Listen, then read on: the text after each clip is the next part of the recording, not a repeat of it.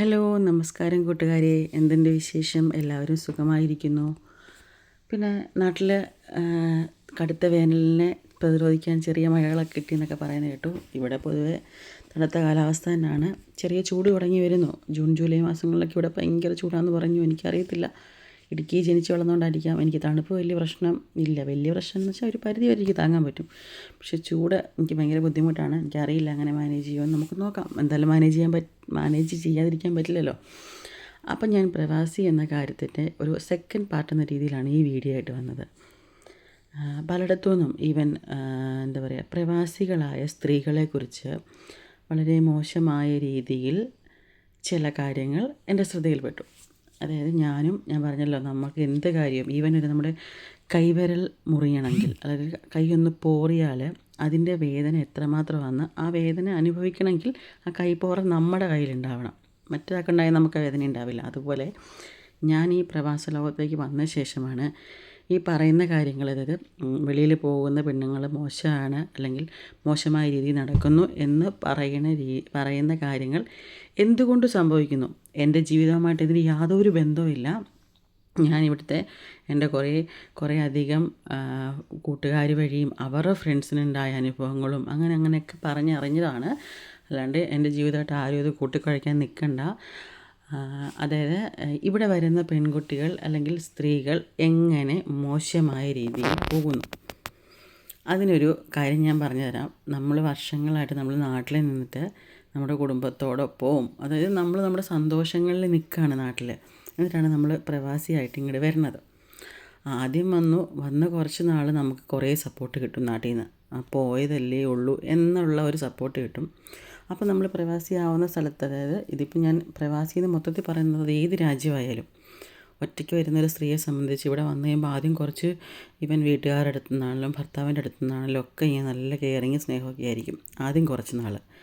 അത് കഴിഞ്ഞ് നമുക്ക് നമ്മുടെ ഒരു സാമ്പത്തികം കിട്ടാൻ തുടങ്ങിക്കഴിയുമ്പം കുറച്ചധികം, അതായത് ഞാൻ പറയുന്നത് ഒരു 5 മാസത്തെ 6 മാസത്തെ കാര്യമല്ല, ഒരു വർഷമൊക്കെ കഴിയുമ്പം നാട്ടിലുള്ളവർക്ക് ഇവിടുന്ന് പൈസ അയക്കുന്ന പ്രവാസി സ്ത്രീകൾ ഒരു ATM പോലെയാവും. അതായത് അവർക്ക് മാസം പൈസ കിട്ടാനുള്ളൂ. കാരണം ഇവരിവിടെ കിടന്ന് പെടാപ്പാട് പെട്ട് സ്ട്രഗിൾ ചെയ്ത് നാട്ടിലയക്കുന്ന പൈസ ഇവരുടെ സ്ട്രഗിളിങ്ങും കാര്യങ്ങളെല്ലാം നാട്ടിലുള്ളവർ മറക്കും. എന്നിട്ട് ഒരു ATM മെഷീൻ പോലെ ഇവിടുത്തെ സ്ത്രീകൾ പ്രവർത്തിക്കും. അപ്പോൾ ഇവർക്ക് കിട്ടേണ്ടതായ സ്നേഹവും കരുതലും ഒന്നും നാട്ടിൽ നിന്ന് കുറയും. കാരണം അത് എന്താ പറയുക, ആരും മനഃപൂർവ്വം ചെയ്യണതല്ല, ഓട്ടോമാറ്റിക്കലി സംഭവിച്ചു പോകുന്നതാണ്. എന്നാലും ഈ പ്രവാസിയായ സ്ത്രീകൾ അനുഭവിക്കുന്നൊരു ബുദ്ധിമുട്ടുണ്ടല്ലോ. അപ്പം അവരെന്ത് ചെയ്യും, ഇവിടെ നിൽക്കുന്നവരെന്ത് ചെയ്യും, നമ്മുടെ വീട്ടിൽ നിന്ന് നമുക്ക് സ്നേഹമോ കരുതലോ ഒന്നും കിട്ടാതെ വരുമ്പോൾ അവരവരുടെ ഒരു ഫ്രണ്ട് സർക്കിളിനുള്ളിൽ ഒതുങ്ങും. ഇവിടെയുള്ള പ്രവാസികളായ ഫ്രണ്ട് സർക്കിളിനുള്ളിൽ ഒതുങ്ങും. അപ്പോൾ അതിനകത്ത് ആൺകുട്ടികളുണ്ടാവാം, പെൺകുട്ടികളുണ്ടാവാം, അങ്ങനെ എന്താ പറയുക, പല ആൾക്കാർ, പല പ്രായത്തിലുള്ളവരുണ്ടാവാം, അവരുമായിട്ട് കൂട്ടാവും. അപ്പോൾ എന്താ പറയുക, ചിലപ്പം ഈ നിൽക്കുന്ന ഒരു ആൺകുട്ടിയും ഒരു പെൺകുട്ടിയും അല്ലെങ്കിൽ ഒരു സ്ത്രീയോ പുരുഷനോ അവർ രണ്ടുപേരും സെയിം അവസ്ഥയിലായിരിക്കും. നാട്ടിൽ നിന്ന് കിട്ടുന്ന സപ്പോർട്ടില്ലായ്മ രണ്ടുപേരെ സെയിം അവസ്ഥയിലായിരിക്കും. അവരപ്പോൾ എന്ത് ചെയ്യും, ഇവർ തമ്മിൽ സംസാരിക്കുമ്പം രണ്ടുപേർക്കും ഒരേ വൈബ്. അപ്പം രണ്ടുപേരും അങ്ങനെ തന്നെ മറ്റൊരു ഒരു ഫ്രണ്ട്ഷിപ്പ് എന്ന റിലേഷൻ അപ്പുറത്തേക്ക് പോകും. അവർ മറ്റു രീതിയിൽ ഉള്ളൊരു ബന്ധം അവിടെ സ്റ്റാർട്ട് ചെയ്യും ഇവർക്കിടയിൽ. അപ്പം ഇവർ നോക്കുമ്പോൾ നാട്ടിൽ നിന്ന് കോളൊന്നും വരുന്നില്ല, അല്ലെങ്കിൽ നാട്ടിൽ നിന്ന് ആരും നമ്മളെ കെയർ ചെയ്യണില്ല. അപ്പോൾ അവരെന്ത് ചെയ്യും, പയ്യെ ഈ ഒരു ബന്ധത്തിലേക്ക് പെട്ടുപോകും. നിങ്ങൾക്ക് പറഞ്ഞു തരാണ്ട് തന്നെ അറിയാം, നമ്മളൊരു ആൺസുഹൃത്തുമായിട്ട് കമ്പനി ആയി കഴിഞ്ഞാൽ കുറച്ചധികം നാൾ ഒരു ഫ്രണ്ട്ഷിപ്പ് എന്ന രീതിയിൽ നിൽക്കുകയാണെങ്കിൽ എത്ര കാലം, എനിക്ക് 20 വർഷം, എനിക്കിപ്പോൾ 31 വയസ്സായി, എനിക്ക് 20 വർഷത്തിന് മേലെ, 10-25 വർഷത്തിന് മേലെ പഴക്കമുള്ള ബോയ്സ് എൻ്റെ കൂട്ടുകാരുണ്ട്.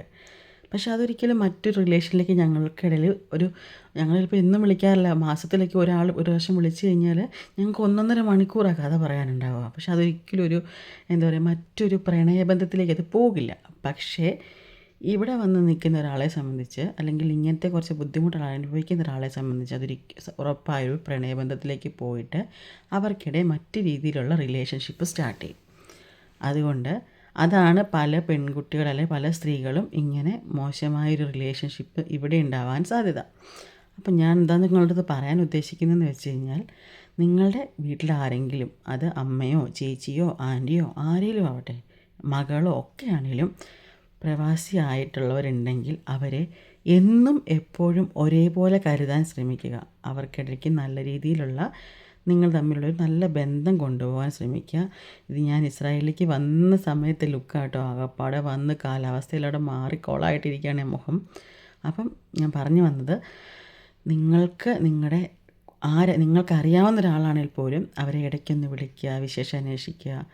അത് നമ്മുടെ ജീവിതം സംരക്ഷിക്കാൻ വേണ്ടിയാണ് അവർ പ്രവാസിയായതെന്നുള്ളൊരു തോന്നലോടെ അവർക്ക് വേണ്ട സപ്പോർട്ട് സ്നേഹമൊക്കെ കൊടുക്കുക. അപ്പോൾ അടുത്ത വീഡിയോ ആയിട്ട് പിന്നെ വരാം കേട്ടോ. Bye bye.